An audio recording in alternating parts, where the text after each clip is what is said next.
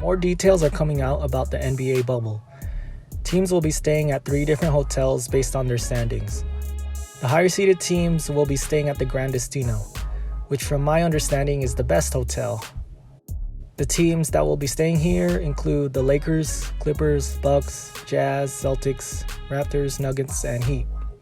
The next tier would be staying at the Grand Floridian, and teams include the Thunder, 76ers, Rockets, Pacers, Mavericks, Nets, Grizzlies, and Magic.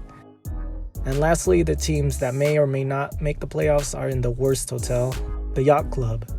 And these teams include the Blazers, Kings, Pelicans, Spurs, Suns, and Wizards. Frankly, these teams are lucky to even get an invite, so they should not be complaining about their accommodations. The reasoning behind these arrangements is that the higher seeds will likely be staying longer and would require access to better accommodations. If those in the lower end up staying longer, they will be moved up to better hotels. This means that Giannis will be in the same hotel as LeBron and Anthony Davis.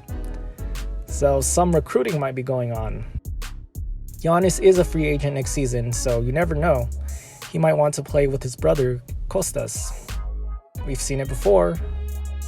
Players spending a lot of time together, like in the Olympics, ending up as teammates. Maybe other super teams will form.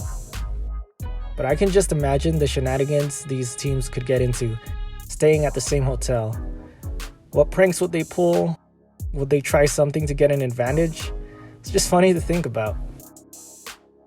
Players will have access to a players-only lounge, which will have video games, including 2K, of course. They will have access to pools, trails, lawn games. They'll have barbers, manicurists, pedicurists. They will also have movie screenings, and I believe they will be able to watch unreleased Disney films. So these dudes will probably be the first to watch the live-action Mulan. Man, I'm so jealous. These dudes are getting paid to hoop and chill at Disney World. I would do that for free. Heck, you know how many people would pay and have paid to experience Disney World in this way?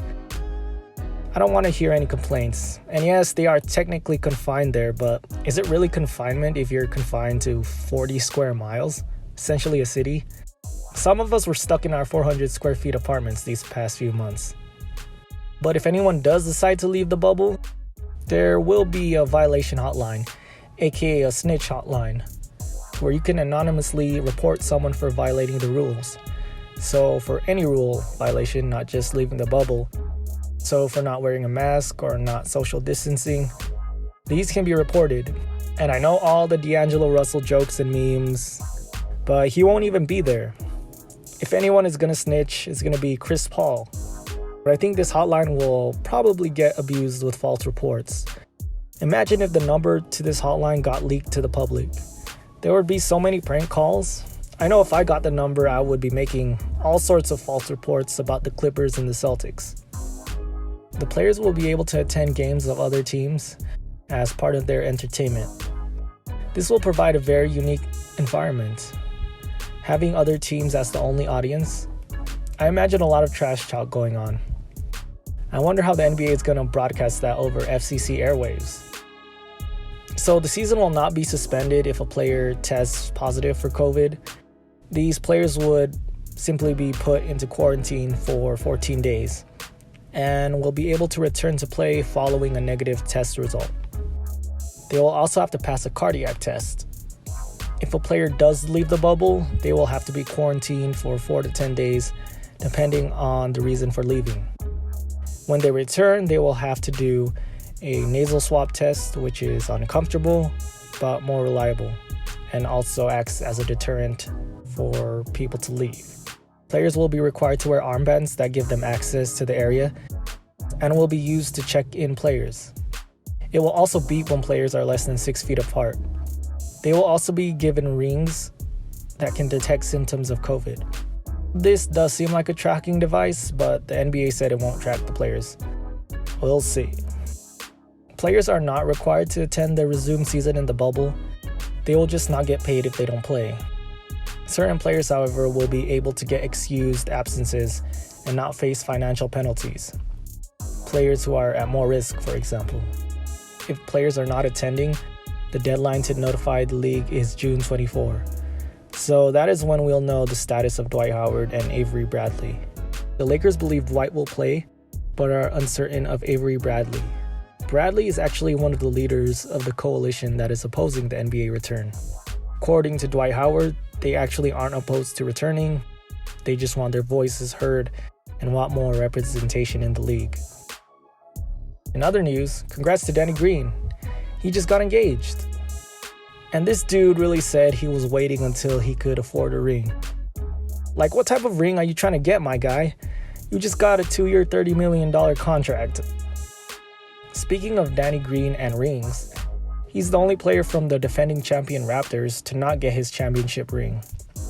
And he thinks that he'll get his Laker championship ring before his Raptors ring. Yeah, these are really weird circumstances. It was also the anniversary of the Anthony Davis trade a few days ago. And it's already been a year. But it's funny how all the media back in the day was saying it was impossible for the Lakers to get AD. And then it actually happened. I do miss Lonzo, Ingram, and Hart.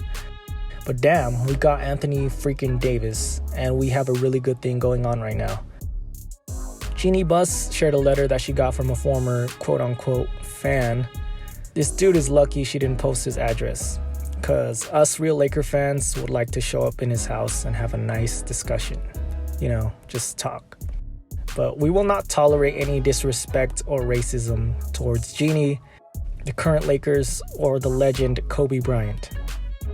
Well, let's end on some good news. The Lakers have hired UCLA professor Dr. Corita Brown as their Director of Racial Equity and Action. She will educate the employees on racial issues and help the organization find ways to make meaningful change in society.